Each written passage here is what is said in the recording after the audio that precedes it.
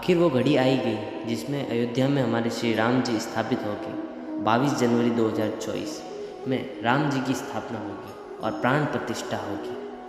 प्राण प्रतिष्ठा तो होगी, ये तो सभी को पता है, पर राम मंदिर से जुड़ी कुछ ऐसी बातें आज हम आपको बताएंगे जो आपको नहीं पता होगी। राम मंदिर हमारी जीत ही नहीं बल्कि हमारे आने वाले समय में एक सनातन को प्रोत्साहन देने वाली एक राम मंदिर की स्थापना होने के कारण हमारे आने वाली पीढ़ी भी भगवान श्री राम के बारे में जान पाएंगे और सनातन धर्म जिंदा रहेगा और इसे कोई नहीं मिटा पाएगा।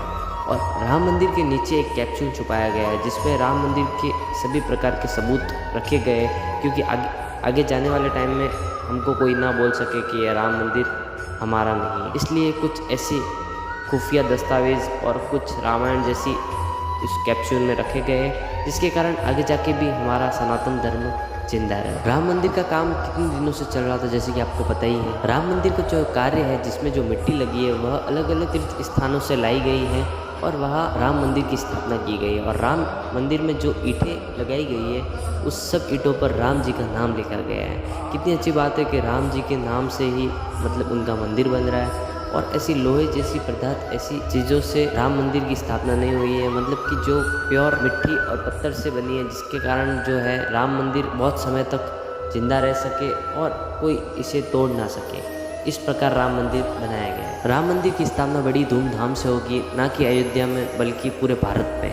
पूरे भारत में दिवाली मनाई जाएगी राम मंदिर के दिन और दिए जलाए जाएंगे, जिसके कारण सभी एक दिवाली जैसा माहौल बनेगा हर जगह। और ये हमारे सनातन धर्म के लिए बहुत अच्छी बात है, जिसके कारण हम पूरे साल में 2 दिवाली बनाएंगे। तो राम जी आने वाले हैं फटाफट से अयोध्या में और राम मंदिर की स्थापना होने वाली है। यह कोई मामूली स्थापना नहीं है, ये प्राण प्रतिष्ठा है जिसमें बहुत सारे हवन कुंड जलाए जाएंगे और बहुत सारे बड़े बड़े लोग आएंगे और वहाँ स्थापना करेंगे। तो 22 जनवरी 2024 को बहुत ही ज़्यादा महत्वपूर्ण दिन होने वाला है और पूरे भारतवासी के लिए ये महत्वपूर्ण होने वाला है। तो सनातन धर्म की जीत हुई और वहाँ राम मंदिर बना। इसके लिए बहुत सालों से बहुत लोगों ने कुर्बानी भी दी है और कुर्बानी देने के बाद आज देखो राम मंदिर जो हमारा हुआ और मस्जिद ना बनी वहाँ।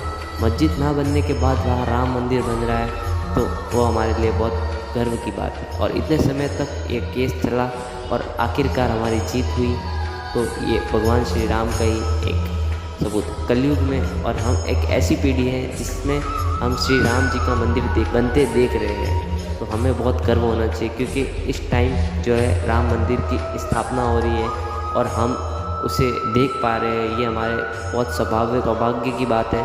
हाल ही में दोस्तों की जैसे गिद्धों का झुंड जो है अयोध्या में पहुंच गया था और कोई बहुत सारे जानवर और बंदर और वो सब अयोध्या में पहुंच रहे हैं, जैसे जैसे वानर सेना भी अयोध्या में पहुंच रही है। इसी प्रकार क्या दोस्तों आपको पता है राम मंदिर की मूर्ति किसने बनाई और कहाँ सिलेक्ट की गई? राम मंदिर का मूर्ति बनाने का काम 3 लोगों को सौंपा गया था। 3 लोगों में से एक राजस्थान के सत्यनारायण पांडे और 2 जो है कर्नाटक के थे, जो कि अरुण, एक का नाम था अरुण और एक का नाम था गणेश भट्ट। इन तीनों ने जो है मूर्ति बना के सरकार को सौंपा। इसमें से जो राजस्थान के सत्यनारायण पांडे की मूर्ति जो सिलेक्ट हुई है और उनकी मूर्ति जो है निश्चित की गई है। ये मूर्ति बनाते समय बहुत टाइम लगा और बहुत समय लगा। 6 महीनों के पहले लगातार मूर्ति बनाने के बाद में वह मूर्ति जो सिलेक्ट की गई है। इन तीनों ही मूर्ति बहुत ही ज़्यादा प्रभावशाली है। तीनों मूर्ति में से एक मूर्ति को जो सिलेक्ट किया गया उसमें बहुत सारी विशेषताएँ देखी गई। विशेषता देखने के बाद में इस मूर्ति को सिलेक्ट किया। अगर बात कर ले कि जैसे चमत्कार के हमारे भारत ने राम मंदिर के लिए 500 साल तक लड़ा है, जिसके कारण आज जो है राम मंदिर का काम पूरा हुआ और राम मंदिर जो हमारे हाथों में है। और राम मंदिर की मूर्ति जो है मामूली मूर्ति नहीं होगी, वो भी बहुत तो शानदार तरीक़ों से बनाई गई है। और राम मंदिर की मूर्ति जो है बहुत सारे मंत्रों के द्वारा बनाई गई है। मंत्रों को बोलते बोलते ये जो मूर्ति बनाई गई है, जिससे ये बहुत ही ज़्यादा प्रभावशाली और भगवान जो राम जो है इसमें प्रस्थान करेंगे। राम मंदिर की मूर्ति जो राजस्थान से मंगाई जाएगी। राजस्थान के सत्यनारायण पांडे ने जो बनाई है वो मूर्ति जो स्थापित की जाएगी अयोध्या में। बहुत ही सौभाग्य की बात है कि अयोध्या में बहुत ही समय के बाद में प्राण प्रतिष्ठा होने वाली है। आपको पता है राम मंदिर का पुजारी कौन होगा, उनका पुजारी कौन होगा, उनकी पूजा कौन करेगा? तो इसका सामना होता है कुछ समय पहले जब सरकार ने राम मंदिर के लिए पुजारी के लिए भर्ती लॉन्च की थी, जिसमें बहुत सारे लोग जो शामिल हुए थे। कम से कम 3000 लोगों ने उस भर्ती में हिस्सा लिया था।